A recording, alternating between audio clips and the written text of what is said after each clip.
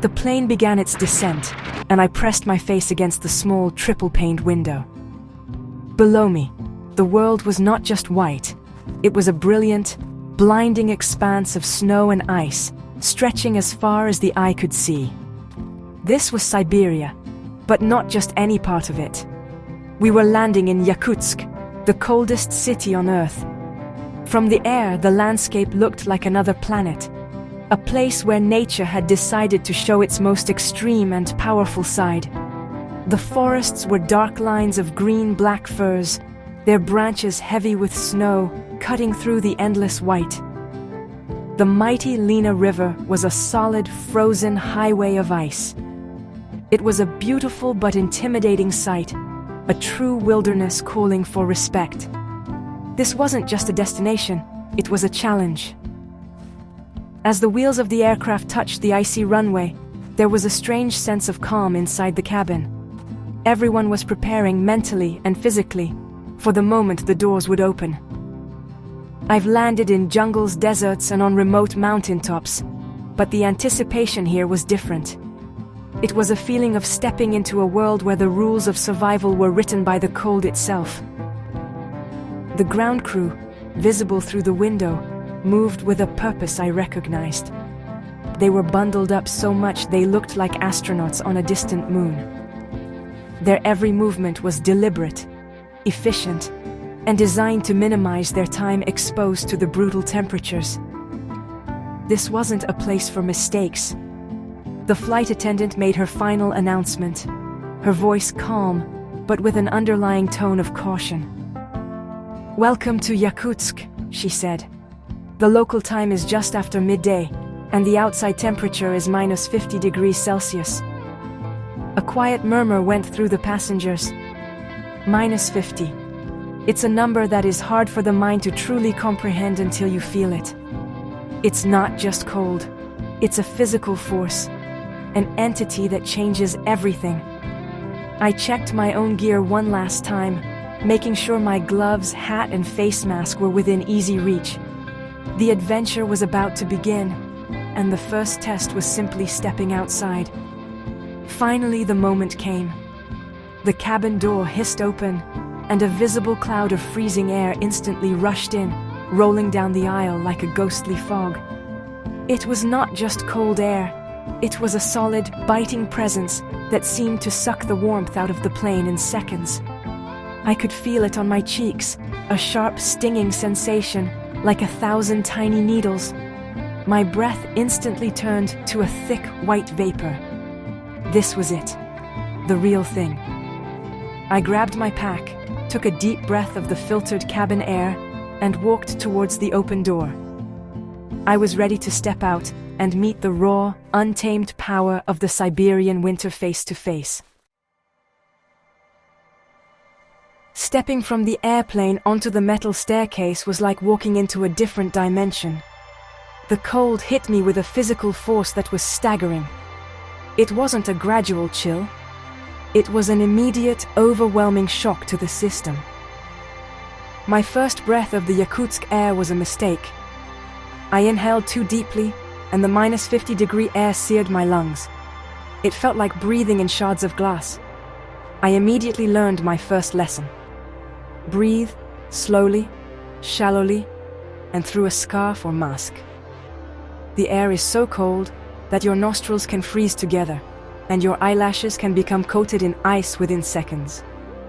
This is a place where the simple act of breathing requires a technique.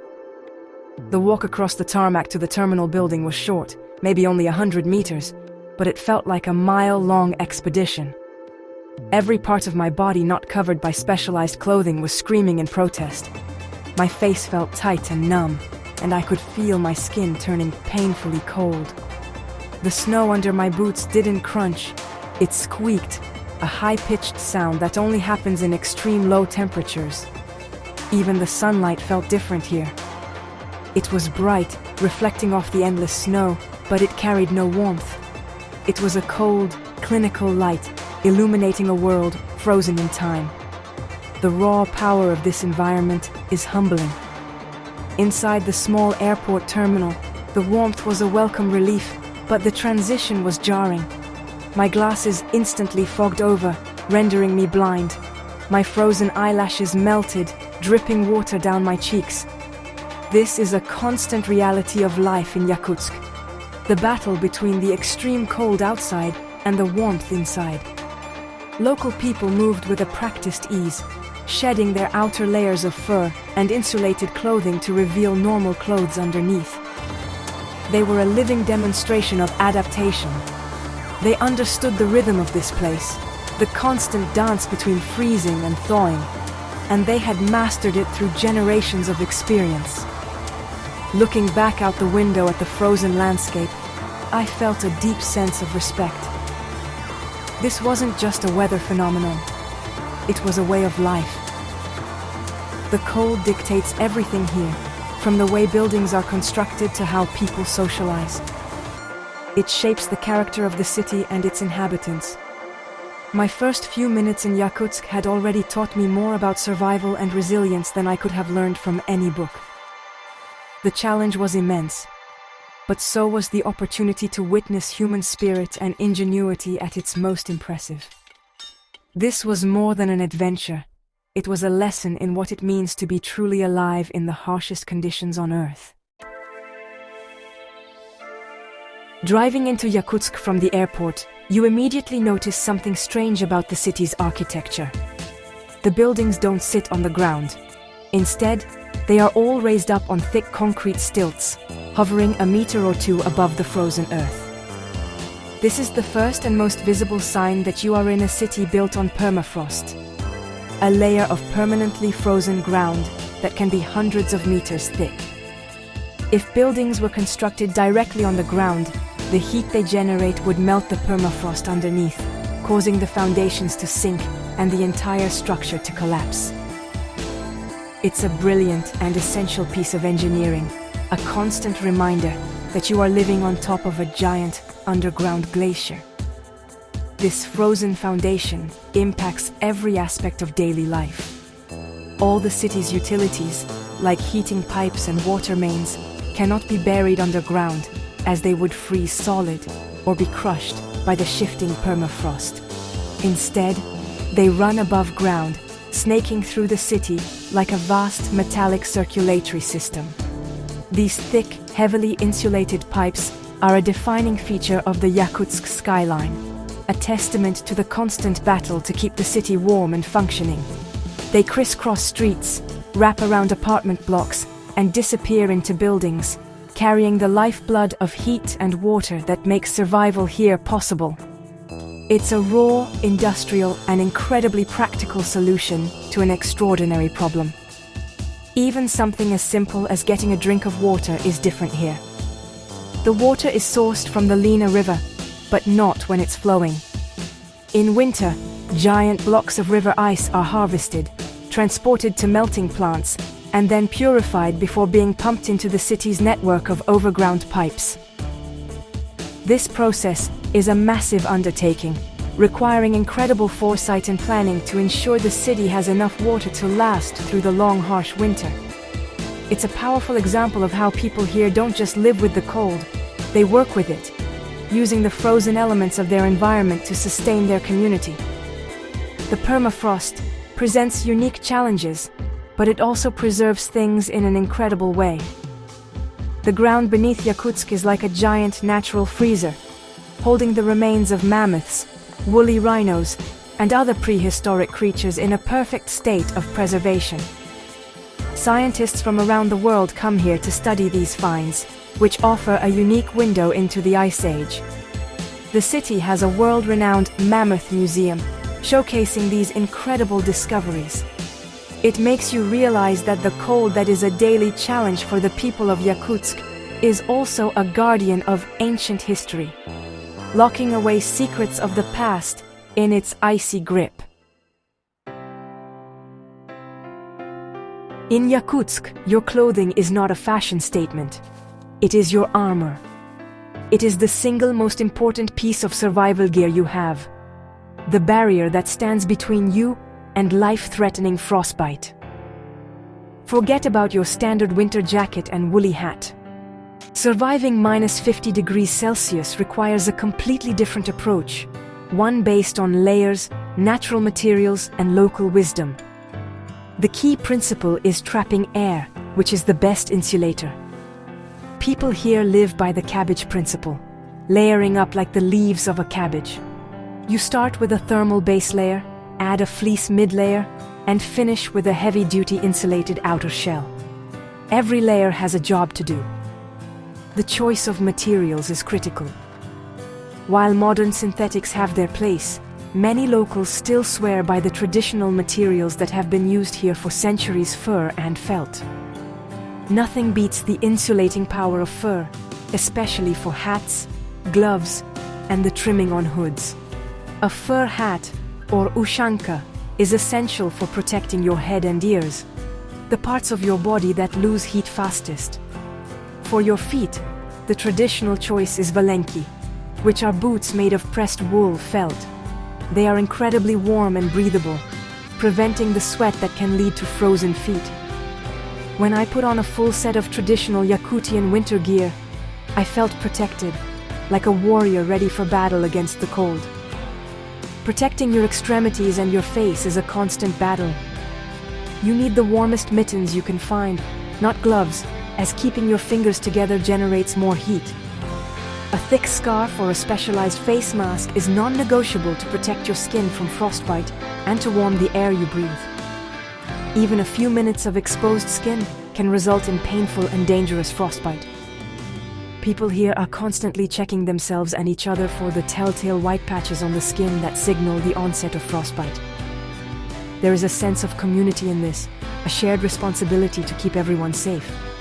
You look out for others because you know the cold is an enemy you must face together.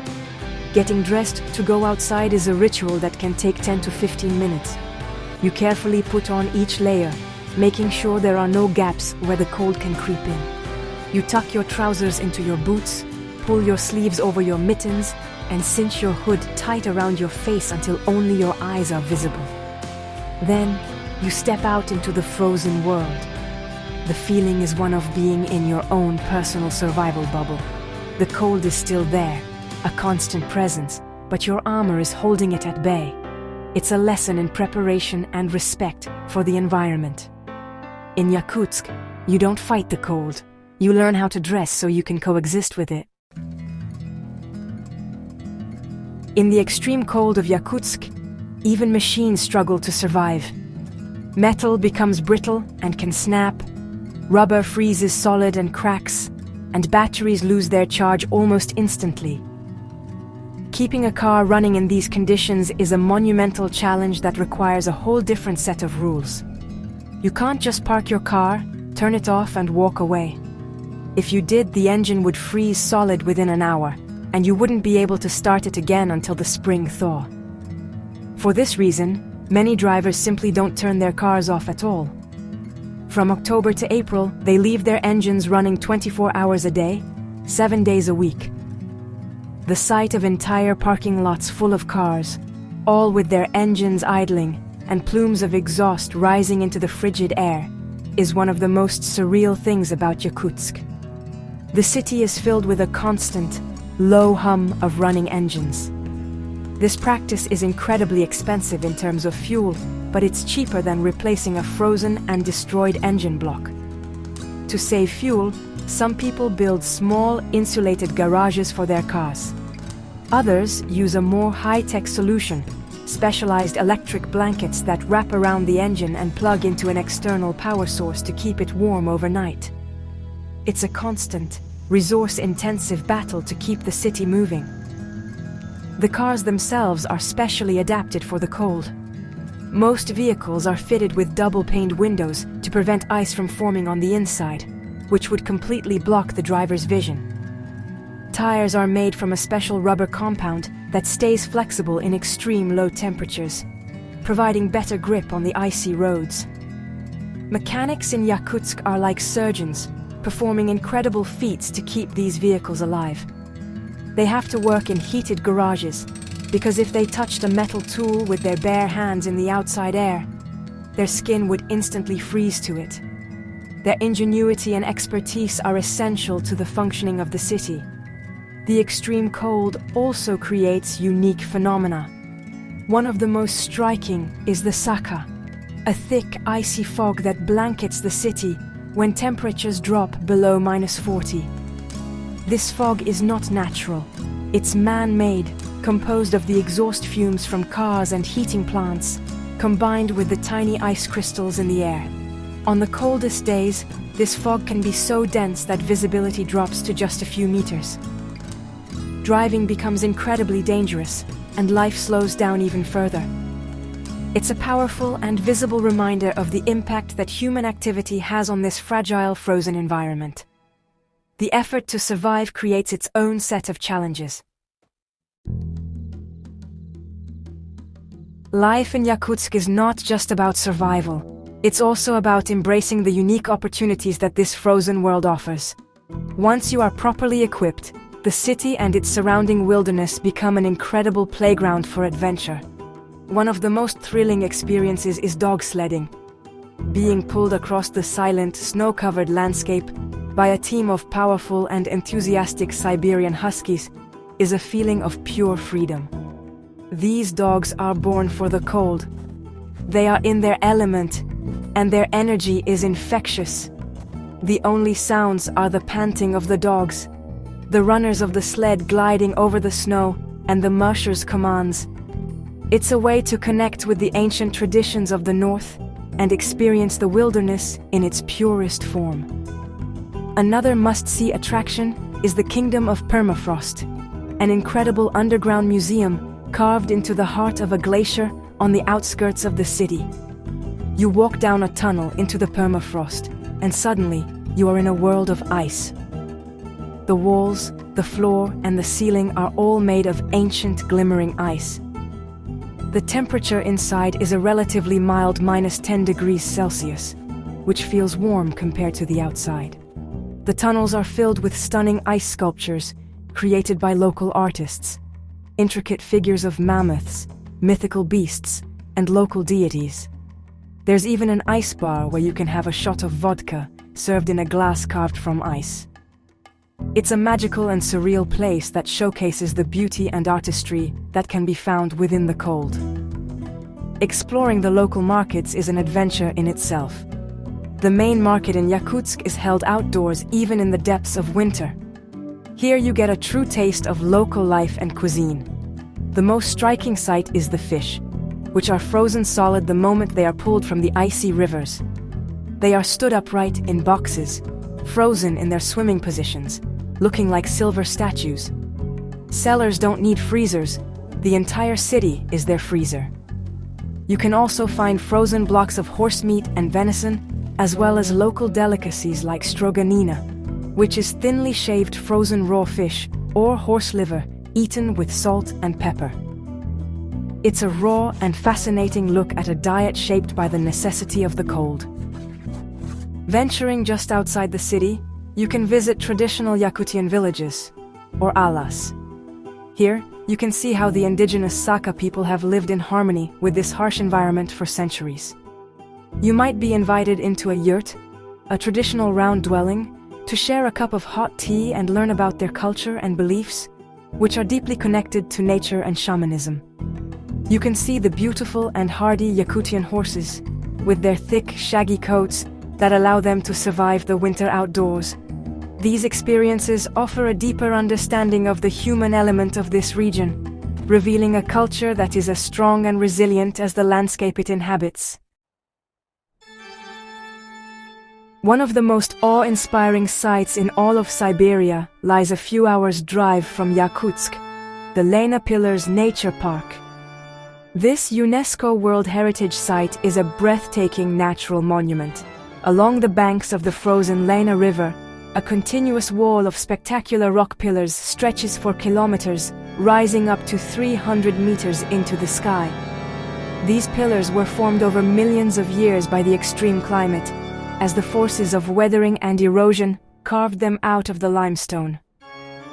In winter, they are covered in a dusting of snow and frost, standing like silent giant sentinels guarding the frozen river. The sheer scale and beauty of the place are hard to describe. It feels ancient and powerful, a true wonder of the natural world. Getting to the Lena Pillars in winter is an adventure in itself. The mighty Lena River, one of the longest rivers in the world, freezes solid, with ice several meters thick. This frozen river becomes the main highway, a road of ice known as a Zimnik. Driving on a frozen river is a strange and exhilarating experience. You can see the dark water flowing beneath the clear ice in some places, and you have to trust the skill of your driver, who knows the route and can read the ice. The journey takes you through a vast, empty wilderness of snow and trees, a landscape of profound silence and solitude. It's a journey into the heart of the Siberian taiga. When you finally arrive at the base of the pillars, the view is simply stunning. You can walk right up to them, touching the ancient rock and gazing up at their immense height. For the more adventurous, there is the opportunity to climb one of the pillars. A wooden staircase has been built to a viewpoint, but the climb is steep and icy, requiring a good level of fitness and a head for heights. But the reward is worth every step. From the top, you are greeted with a panoramic view that is almost overwhelming in its beauty. You can see the frozen river snaking through the endless white wilderness, and the pillars stretching out to the horizon in both directions. It's a view that makes you feel small and humble in the face of nature's grandeur. Standing on top of the Lena Pillars, looking out over that vast frozen expanse, you feel a deep connection to the planet. It's a moment of pure awe. You are in a place that has been shaped by forces far older and more powerful than humanity. The silence is absolute, broken only by the sound of the wind. This is what true wilderness feels like. It's a reminder that even in our modern, fast-paced world, there are still places of raw, untamed beauty that can inspire and humble us. The memory of that view, the feeling of that cold wind on my face, is something I will carry with me forever. It's a highlight of any trip to this incredible region. Beyond the incredible landscapes and the extreme physical challenges, the most inspiring thing about Yakutsk is its people. The human spirit of resilience, community, and good humor is what truly defines this place. Living in the coldest city on earth has forged a character in the local people that is truly remarkable. They are not just surviving, they are thriving, with a warmth and generosity that seems to defy the freezing temperatures outside. They have a deep understanding of their environment, a practical, no-nonsense approach to life, and a strong sense of community. Here, you have to be able to rely on your neighbors, and that creates powerful bonds. Adaptation is the key to life here, and the people of Yakutsk are masters of it. They have developed a culture and a lifestyle that are perfectly in tune with the rhythms of the extreme seasons. They know how to dress, how to drive, what to eat, and how to stay safe. But more than that, they know how to find joy in their unique world. They celebrate the cold with ice sculpture festivals. They enjoy winter sports like ice fishing and cross-country skiing. And they gather in warm homes to share food and stories. There is no sense of complaint or misery. Instead, there is a sense of pride in their ability to live and prosper in a place that most of the world considers uninhabitable. I was struck by the kindness and hospitality I received everywhere I went. People were curious and welcoming, eager to share their culture and help a visitor understand their way of life. They have a saying, "A guest is a gift from God." This philosophy was evident in every interaction. From the driver who shared his hot tea from a thermos, to the family who invited me into their home to try traditional food, I was met with genuine warmth and friendliness. This human connection is the real heart of the Yakutsk experience. It's the warmth of the people, not the heat from the pipes, that truly keeps the city alive. This experience was a powerful lesson in human resilience. It showed me that people can adapt to almost anything. The residents of Yakutsk are a testament to the strength and ingenuity of the human spirit. They have not been defeated by the cold. They have been shaped by it, made stronger and more resourceful by it. They have found a way to build a vibrant modern city and a rich cultural life in the most challenging urban environment on the planet. Their story is one of triumph, a powerful reminder that our ability to adapt, to innovate, and to support each other is our greatest survival tool. They are the true heroes of the cold. As my time in Yakutsk came to an end, I found myself looking at the frozen landscape with a new perspective. The cold, which had seemed so threatening and alien upon my arrival, now felt familiar. I had learned its rules, respected its power, and adapted my own behavior to coexist with it. The city was no longer just a dot on the map labeled world's coldest city. It was a place of incredible beauty, profound history, and most importantly, amazing people. The experience of surviving and thriving in this extreme environment leaves a permanent mark on you. It recalibrates your understanding of what is possible and what is truly important. Leaving Yakutsk is the reverse of arriving. You shed your layers of armor for the last time and step into the warm, sterile environment of the airport and the plane. As the aircraft climbed into the sky, I looked down at the city one last time, a cluster of lights glowing in the vast, dark, frozen wilderness. I was leaving a place where survival is a daily art form, where community is essential, and where the human spirit burns brighter because of the darkness and cold that surrounds it. This adventure was not about conquering the cold, it was about being humbled by it and learning from it. This journey was more than just a physical challenge, it was a mental and spiritual one as well. It strips away the non-essentials and forces you to focus on the basics: warmth, shelter, food, and human connection.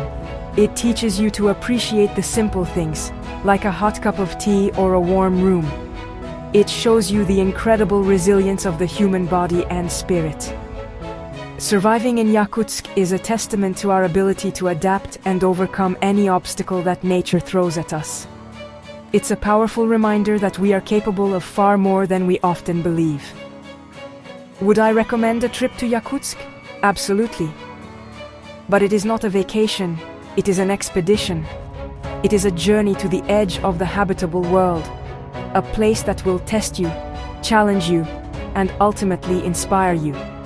It's an unforgettable adventure that will change the way you see the world and your own place in it. You arrive seeking a challenge against the cold, but you leave with a heart full of warmth, inspired by the incredible resilience and kindness of the people who call this frozen kingdom home. That is the true, lasting reward of surviving Yakutsk.